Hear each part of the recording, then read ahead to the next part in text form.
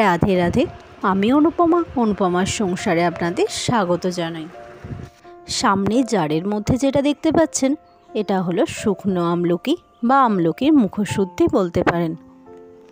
এখন প্রশ্ন হতে পারে শুকনো আমলকির রং এমন কেন হলো বা কিভাবে আমি এটা বানিয়েছি। এর মূল উপকরণ হিসাবে আমি নিয়েছি আমলকি, বিট আর আদা। প্রথমেই আমি বিটটাকে ছাড়িয়ে ছোট ছোট টুকরো করে নিচ্ছি।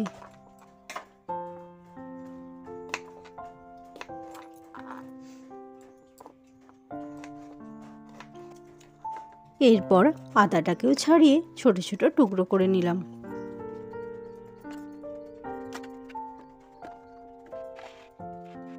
এরপর আমলকি, বিট আর আদা একসাথে আমি ধুয়ে নিলাম, যদিও কাটার আগে এগুলোকে আমি ভালো করে ধুয়েছিলাম। এবার আমলকি, বিট আর আদাকে একে একে গ্রেট করে নেব।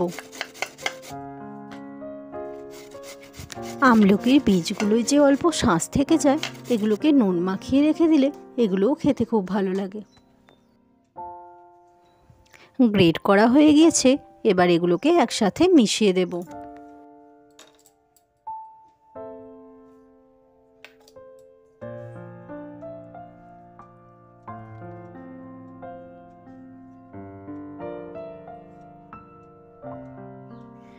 এবার এর মধ্যে বিট লবণ, গুঁড়ো করা চিনি আর জিরের গুঁড়ো মিশিয়ে দিলাম।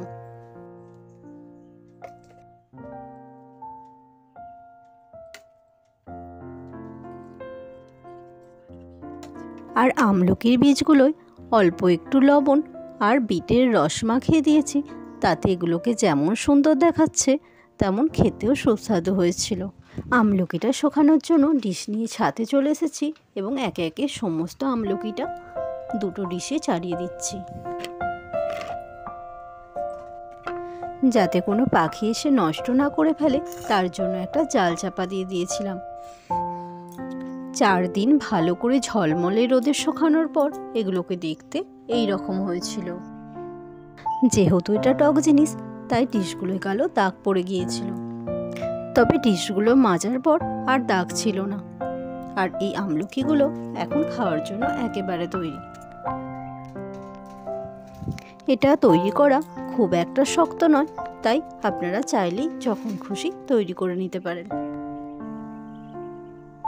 ভিডিওটা শেষ পর্যন্ত দেখার জন্য সকলকে ধন্যবাদ জানাই।